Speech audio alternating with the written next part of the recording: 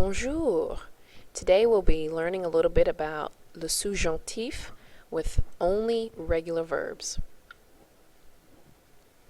When do we use the subjunctive? Well, in English, we're going to use this tense to emphasize urgency or importance.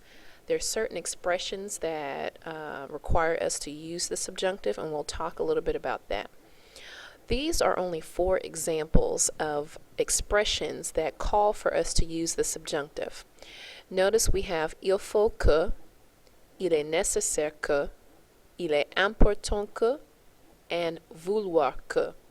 Now in the first 3 forms, il faut que, il est nécessaire que, il est important que, you will never change that il.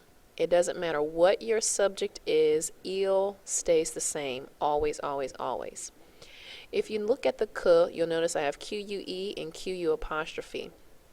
You're going to use QU apostrophe when your subject pronoun begins with a vowel. So let's take a look at the il faut que structure. If we were going to use this in a sentence, the way to correctly structure your sentence would be to start off with the subjunctive expression, which is il faut que. Then we're going to write our subject pronoun. Remember, those are je, tu, il, elle, so on and so forth. And then you would actually conjugate your verb in the subjunctive form. If you look at the last expression on this slide, we have vouloir que. That means to want. So you're wanting someone to do something. That subject will just depend on whatever your situation is at the time, and we'll get into more examples of that later. What are the meanings of those 4 expressions? Il faut que, one should, has to, or must. So if my subject was tu, il faut que tu would mean you have to, you must, you should. If my subject was we, il faut que nous, we have to, we should, we must. And just in case you need to see that written, il faut que nous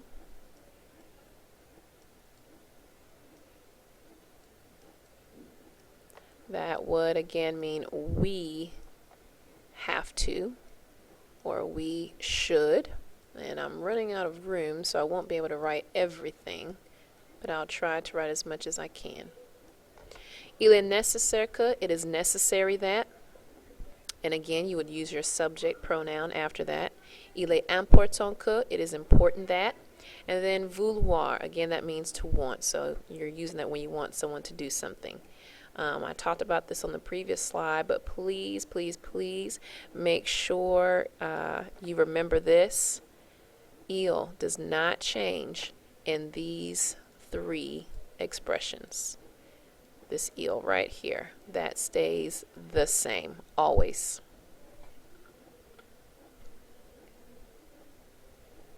In case you've forgotten how to conjugate vouloir, it is an irregular verb, so you cannot drop your IR and add endings. Instead, this is one you just simply have to memorize. If it helps, everything in the boot will start with VEU. VEU. Everything in the boot starts with VEU. And then your new and your VOU forms begin with VOU. So that's just a little trick to help you remember how to conjugate that. Your pronunciations would be je veux, tu veux, il, elle veut, nous voulons, vous voulez, il, elle veut. Okay? Some examples of how to use this verb in the subjunctive. Je veux que tu arrives avant 9 heures. Je veux que tu arrives avant 9 heures. In this case, this says, I want you to arrive before 9 o'clock. So I want, pardon my handwriting, I want you to arrive before 9 o'clock. Our second example, nous voulons qu'ils regardent le match avec nous. We want them to watch the match with us, or watch the game with us. what are the steps or the rules for conjugating? Well, the very first step is to write the subject. Then you're going to take the EOL form of the verb in the present tense. Present tense. Hope you haven't forgotten your present tense. Then you're going to drop the ENT ending and add the new subjunctive ending. Well, what are those subjunctive endings? I have a little chart down here to help you with that. Your endings will be E, ESE, I, ONS, I, EZ, ENT.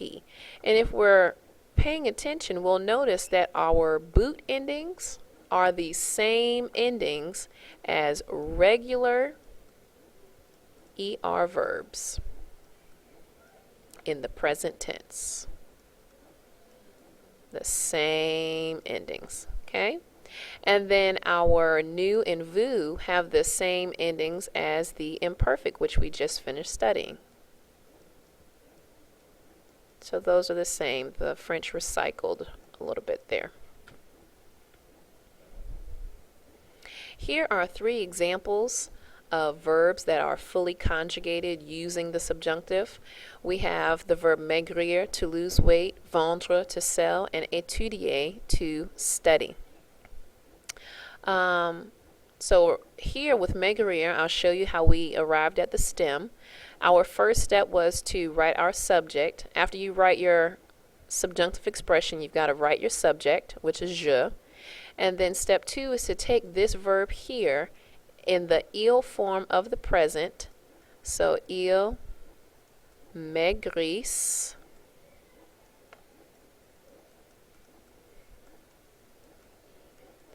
And then our next step tells us to drop the ENT.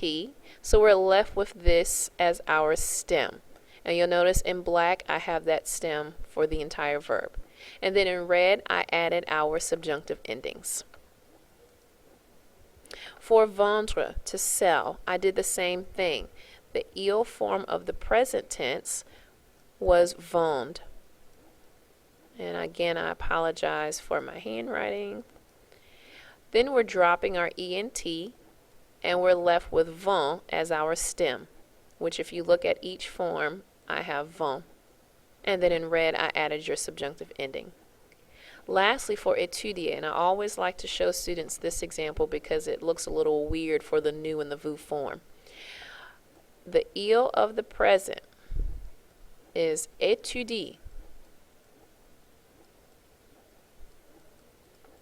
And then our next step is to drop that ENT and we're left with this as our stem, étudie.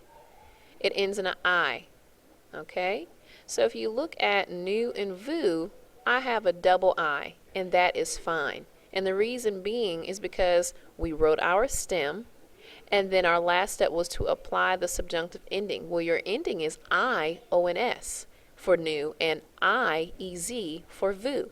So your pronunciation would be il faut que nous étudions. If you only had one I, that would be étudions. That's not subjunctive, that's present tense. Okay, so nous étudions, vous étudiez. Now you're able at this time to pause the presentation so that you can have enough time to do the checking your understanding. Remember, as a part of your Cornell notes, you must do the checking your understanding after your summary. You must also make corrections to your checking your understanding questions.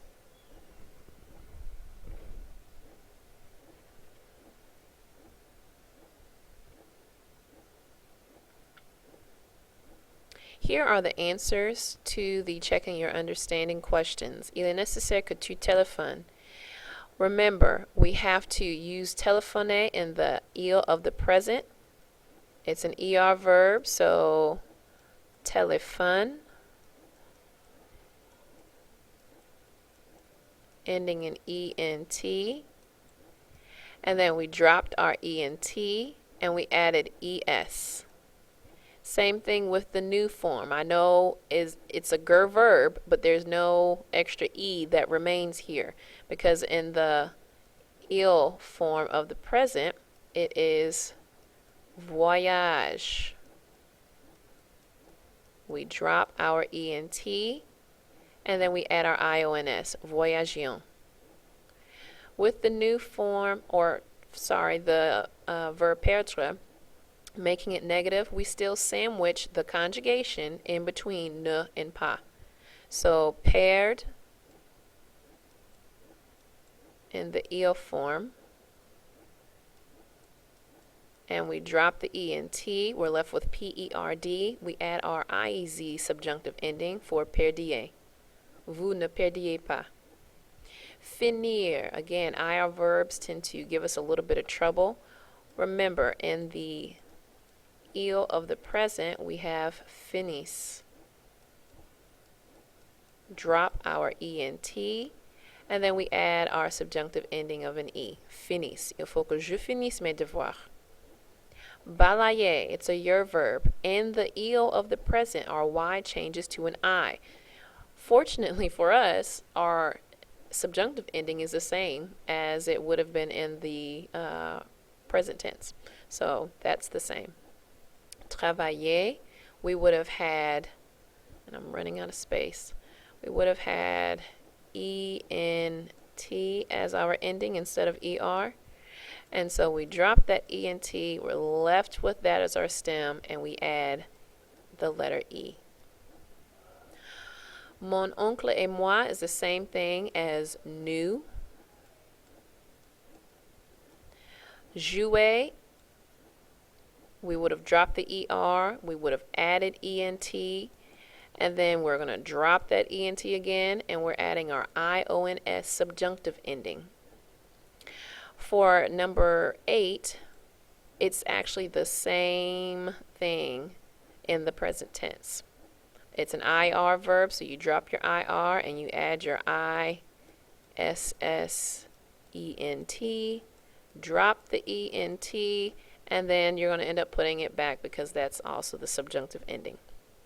Étudier, we actually conjugated that already in the presentation earlier, so you can refer to that. Grossir, in the il form of the present, is grossis. We drop our IR, add ISSENT, drop our ENT, we're left with this as our stem, and we simply add an E. Remember, I went kind of fast, but you can always pause. You can always rewind during the presentation at any time.